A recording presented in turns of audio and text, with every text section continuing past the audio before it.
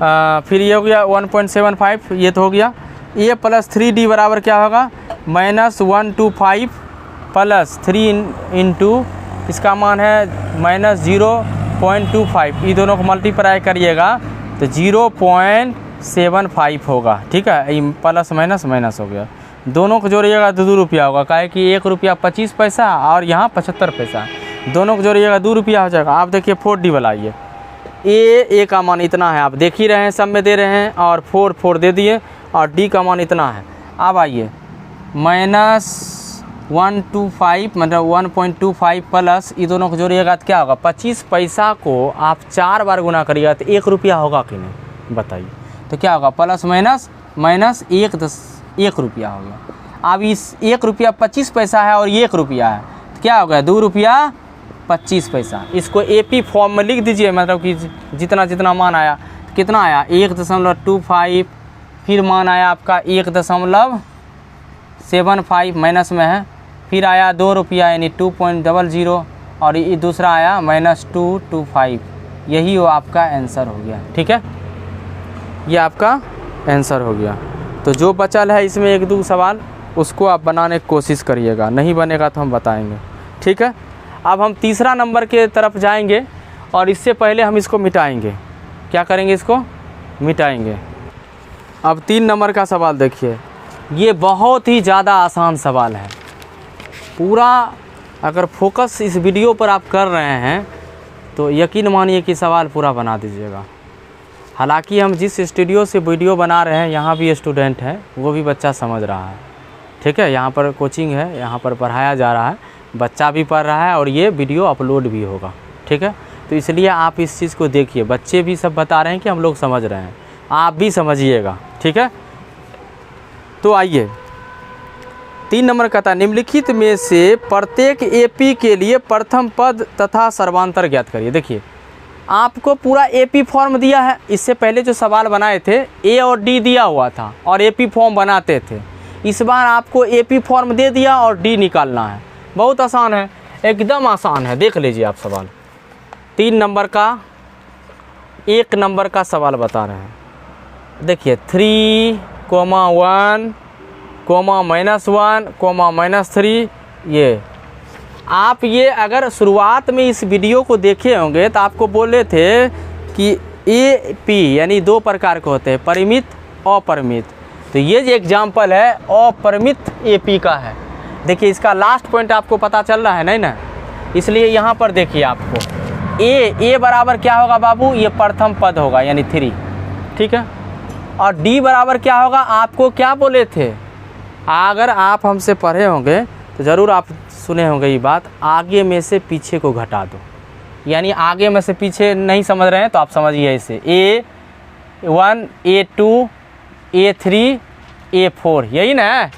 तो आगे मैंने ये, इसमें से E पहले घटा दो तो क्या होगा, अगर D1 इसको हम मानते हैं, अच्छा इसी D न मांग रहा है हमको तो D मानो, तो A2 माइनस A1, तो इसका मान कितना है बाबू 1, और इसका मान कितना है 3, इसको घटाएंगे तो क्या होगा 2, यानी D बराबर क्या होगा हमको 2 आंसर, और ये A बराबर भी आंसर, यही तो हमको पूछ रहा है। तो ये सवाल आप बना दीजिएगा पूरा। अच्छा एक और बता देते हैं आपको, डेसिमल वाला और बटे वाला भी बता देते हैं, तब आपको समझ में आएगा। तो बटे वाला भी बता देते हैं, 3 नंबर का सवाल है, यानी बटे वाला सवाल हम बताते हैं।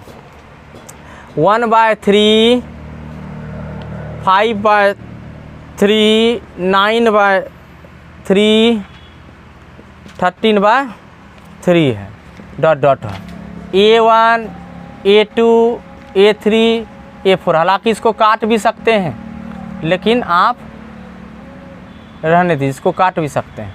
तो A बराबर आपको पता चल गया 1/3 है, D बराबर पता अभी चलेगा A2 माइनस A1, A2 का मान कितना है 5/3, इसका मान क्या है 1/3, इसको करेंगे तो क्या होगा 3, ये दोनों को सेम है तो ऊपर भी सेम होगा, यानी 4/3 होगा, यानी यही आंसर हो गया आपका।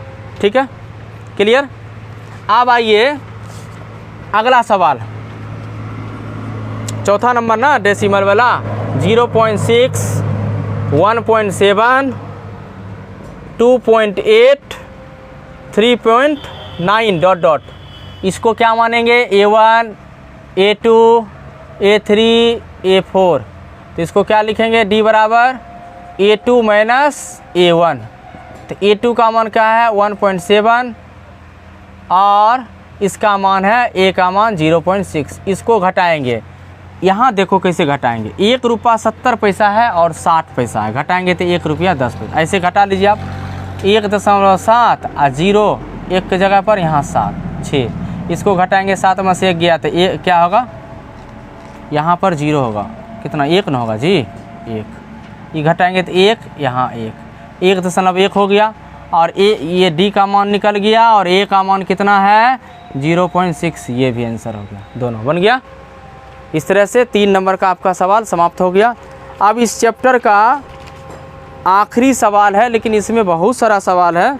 आपको तकरीबन 16 सवाल है, 15 सवाल है।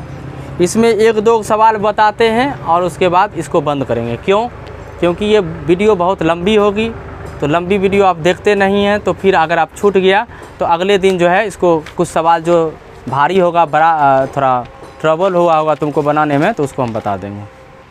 तो देखिए, अब आपको बताते हैं 4 नंबर का सवाल। देखिए, निम्नलिखित में से कौन कौन AP है? यदि कोई AP है तो इसका सार्वधातुक ज्ञात कीजिए और इनके 3 और पद लिखिए। देखिए, स्वाभाविक सी बात है कि अगर AP होगा तभी तो D निकलेगा, है ना? अगर बराबर होगा और नहीं तो AP नहीं होगा तो D कैसे बराबर निकलेगा? तो हम पहले जांच करेंगे तब D निकालेंगे। तब अगर है तो उसका 3 गो आप अगले इसमें लिखा हुआ है, अगले 3 पद निकालिए। क्या निकालिए? अगले 3 पद। तो 4 नंबर का आप सवाल देखिए। 4 नंबर का सवाल है 4.1 का, अरे 4 का 1 सवाल। देखिए, 2 है, 4 है, 6 है, 8 है और 16 है। ठीक है, आप देखिए A बराबर कितना हुआ? 2। तो D बराबर क्या होगा? बोलो, आगे में से पीछे। हम तुमको क्या बोले? A1, A2, A3, A4, A5 है ना? है ना जी? अब A बराबर कितना होगा? 2 और D बराबर क्या होगा? 4 में से 2 जाएगा तो क्या होगा? 2 हुआ।